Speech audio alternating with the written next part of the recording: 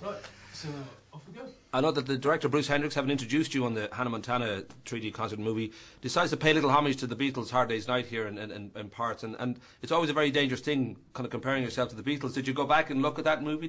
Were there certain things he said, let's have a look at these kind of ideas for this one? I think it was definitely an inspiration for us.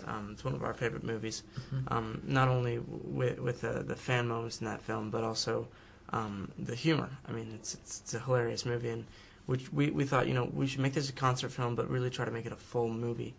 And that's why we added those pieces in the beginning with the breakfast scene, and just some pieces to really make it feel like you're watching a film, and really give you a clear picture as to who we are. You get a good clear picture of your fans as well, and I was just thinking the fact that you have some famous fans, like when you've got Barack Obama's daughter, is kind of crazy. Like, is it Malia or Amelia? I'm not sure. I don't know how to pronounce her name. I'm not sure either. Right. Sasha Malia. Yeah. Right. But that must get kind of surreal when there's people like that, everywhere. But just that idea that sort of devotion, you can see it in the film too, that there are people who would absolutely die just to meet you. I don't know whether that kind of still surprises you or still makes you feel a little bit strange. There's people out there who are obsessed. It definitely always is still a surprise. You wake up every morning and then you realize, wow, I'm still doing this. This is crazy. And I think especially with the way our fans do, react and show their appreciation, you have a very high level of respect for them, and they do as well for us. And I think it's very, very special. It's been kind of a bonkers 2 years, and certainly on screen with Camp Rock was a big breakthrough, and you've got Camp Rock 2 hopefully this year. I saw it night at the Museum 2 the other day. I saw you as beautiful cherubs flying around singing songs to Ben Stiller and Amy Adams. You've also got Jonas on television. But what fascinates me most is working with the Farley brothers. I don't know if IMDb have got this wrong, but you're doing Walter the Farting Dog, and the bonus Jonas Frankie's even in there as well. There's always a lot of projects in the works. That was one that's up in the air, but looks like this summer we'll be focusing on our touring, and that'll be our main focus. And I think we're looking forward to that, and also the new album releasing. So we're going to be keeping busy in other ways. Right. Well, when I thought of the Farley brothers, I was thinking, well, here's two guys who would certainly, somewhere between Dumb and Dumber and There's Something About Mary, their purity rings would have exploded, given the sort of people that they are. I don't know how that side of the fact that you are public figures and you have got a certain amount of obligation to fans and to your beliefs.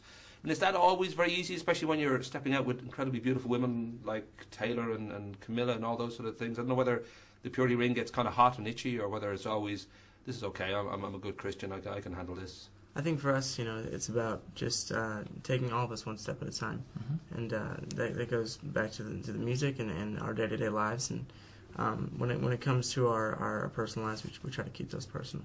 Because I've got a pure evil ring. It's like a purity ring, but it's Irish. If you need to borrow it, it's great fun. You can just do anything you like with this ring, but you have to take it off when you go to bed, because otherwise it gets a bit crazy. I should mention too that in all highly successful pop bands, from Take That, Spice Girls, everybody, there's always one that goes off the rails and either ends up in jail or kibbutz or worse, Scientology. Is there a sense already that maybe one of you is trouble? Because there's always that notion that somebody's got some sort of gene in them. You just know if we ever go off the rails, he's going to go first.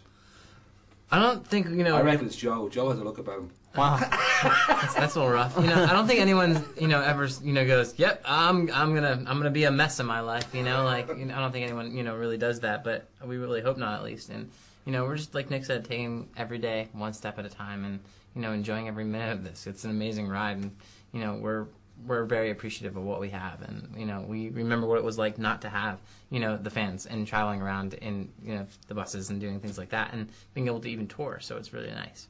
I should say, Kevin, you were born in Teaneck, New Jersey. Joe, you popped out in Casa Grande, Arizona. Nick, you were born in Dallas, Texas, and young Frankie was born in Wyckoff, New Jersey. Were your parents Paul and Denise fugitives? Were they on the run? Was there kind of how they always seem to be on the move? Yeah, they just were really involved in music and things like that. So always kind of traveling around and whatnot. Yeah.